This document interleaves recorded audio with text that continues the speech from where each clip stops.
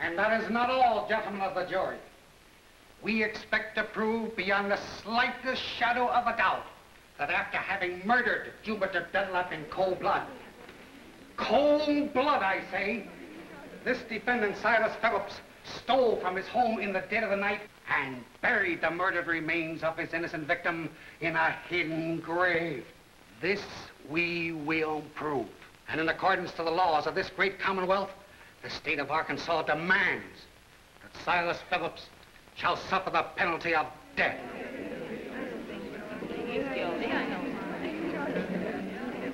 Order. Honor. What do you got to say, Jeff? Your Honor.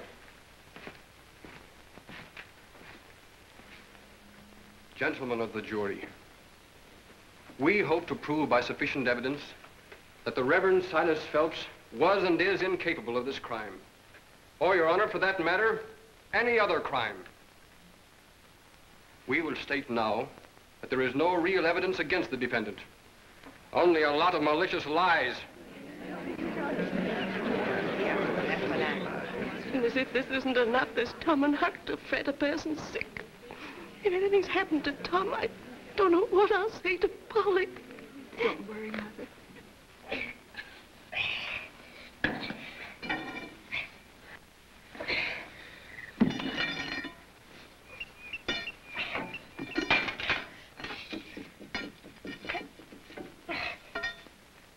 Of course, everybody knows that the parson here used to quarrel with Jupiter almost every day.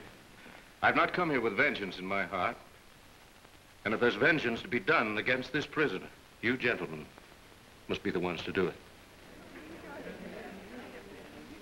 That's all. Your witness, Mr. Rutledge. No questions. I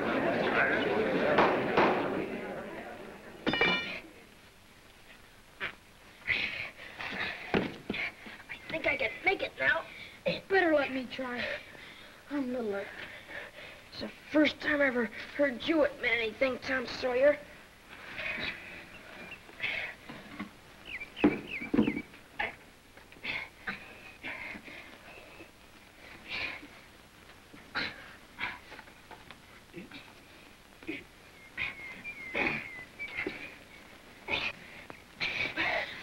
We gotta see Jeff and Sheriff Turkeyneck quick. The state now desires to place its most important witness on the stand, Mr. Caleb Joshua Peters. This way, Mr. Peters.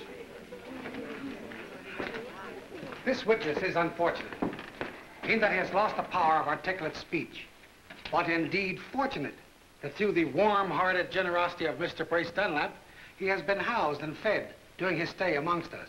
It'll be necessary for Mr. Peters to write his answers upon the slate, and for Mr. Dunlap, who has become somewhat used to the unusual handwriting of the witness, to read the answers. Proceed, proceed. Raise your right hand. You solemnly swear to tell the truth, the whole truth, and nothing but the truth, so help you? Huh? I'll need you, Mr. Dunlap. Now, Mr. Peters, tell the court, in your own way, exactly what you witnessed on the night of the 3rd day of this month. Exactly 2 weeks ago.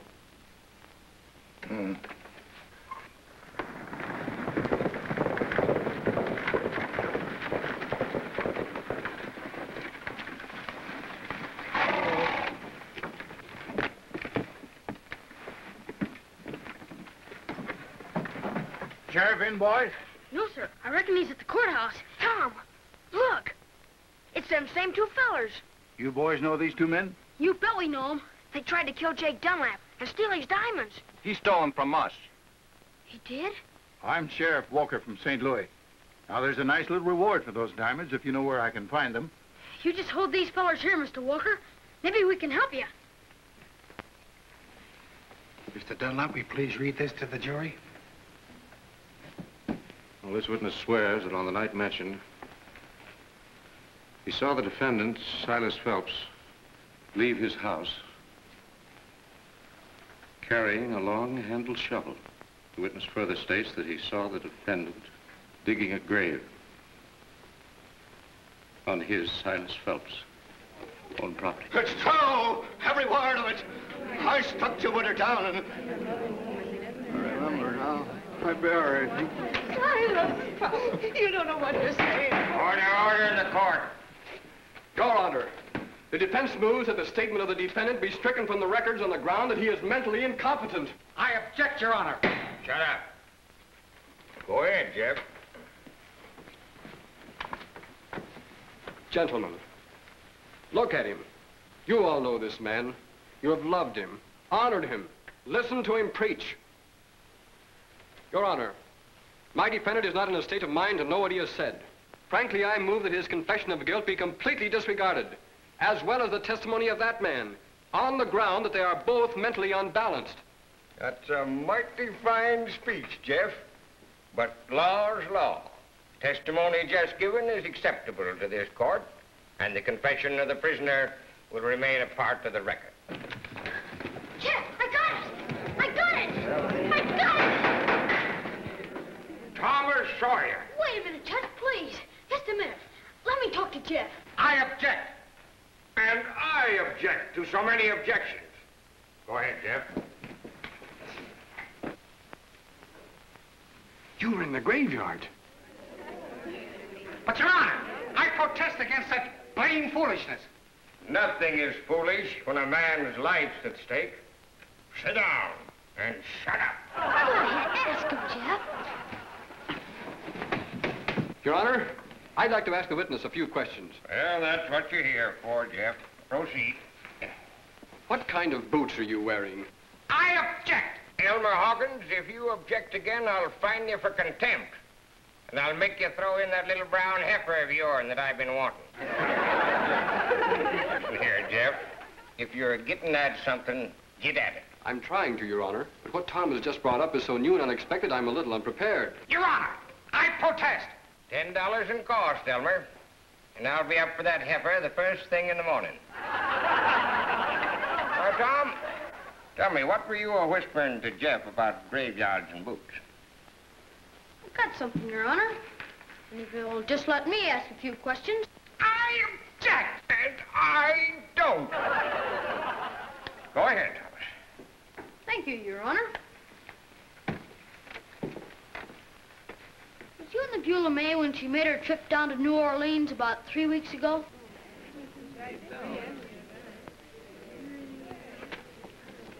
Did you see that, Your Honor? He shook his head he wasn't before he wagged it he was. He's all mixed up. Is that important, Thomas? You betcha it is, Your Honor. Hush up. Yes, sir. You wasn't on the Beulah May, and I'm gonna prove it. Judge, there's a sticker on the door of this courthouse, offering a reward for 2 diamonds stolen in St. Louis.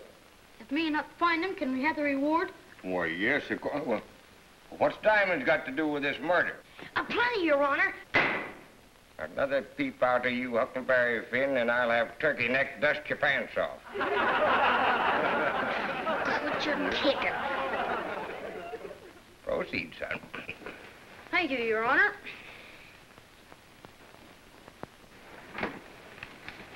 There's a thief in this courtroom, and he's got $20,000 worth of diamonds on him. Shut up. Let's hear about these diamonds. Tom, you know just exactly what you're talking about? Yes, sir, Your Honor. And I can point this thief out, too. Then go ahead. Hush him off. It's this here Mr. Caleb Joshua Peters. Maybe I was wrong in calling him a thief, Your Honor, because he don't know he's a thief. Mr. Peters is perfectly willing to be searched, Your Honor. Of course he is, because he don't know where they are. Well, Tom, where are they? If Turkey Neck, I mean Sheriff Slocum, will pull a steel plate in Mr. Peters' left boot heel, you'll see. Well, get on over there, Turkey. All right now. Give me that hook. I'm sure he's going to bust wide open. That burn your ornery height. Come over there. Suffering sassafras, look at them glitter. Give me there, Turkey. Order in the court. I cannot see. Now, Tom, go ahead and explain this. Explain it. Yes, sir, Your Honor. You know why Jupiter was called Jupiter, don't you? Why, Because some moles in his leg look like the star Jupiter and its moons, Your Honor. Yes, except Jupiter is a planet. Well, go on, Tom. If Jupiter was killed, the body you buried in your burying place would have to be Jupiter's body, wouldn't it? Yes, of course. Me and Huck have been doing a little detective work. And something we seen that Mr. Calum Joshua Peters do. Yeah, down at the store, where they were starting to look for Jupiter's remainders. Sort of made us think that, well, that Jupiter wasn't killed at all. Ain't it long now? What was it you seen him or you saw him do? He was a-pinching his cheek with his fingers, just like he's a-doing now. Your Honor, I object to this childish recitation. $50, Elmer. Don't stop, Tom, don't stop. Well, last night, me and Huck got to thinking hard. And then we went to the graveyard and broke into the Dunlap vault. There ain't any moles in the leg of the man buried out there, Your Honor. And I can prove this man is Jupiter Dunlap by the moles in his leg. Make him take off his breeches, Your Honor. Don't take my breeches off! Finish him, Jupiter Dunlap. He made me do it. Grace made me do it. Get him! Get out of here! Going no place. Aaron, them handcuffs ain't got no keys, you horse-trading skinflint. You and Ed look after Jupiter. Got him, sir.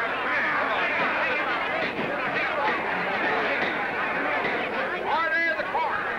And if I don't get it, I'll throw you all in jail. Your Honor, there's a lot more I ain't told. About 2 fellows have come down the Beulah May with me and Huck.